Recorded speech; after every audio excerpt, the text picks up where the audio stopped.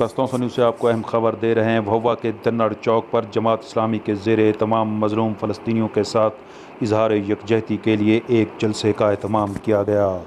اہم خبر سے آپ کو آگاہ کر رہے ہیں بھوا سے، جہاں کے دنڑ چوک پر مظلوم فلسطینیوں کے ساتھ اظہار یکجہتی کے لیے جماعت اسلامی کے زیر اہتمام ایک جلسے کا اہتمام کیا گیا، جس سے خطاب کرتے ہوئے مقررین کا کہنا تھا کہ مظلوم فلسطینیوں کو ان کا حق دیا جائے، اس کے لیے عالمی قوتیں اپنا کردار ادا کریں۔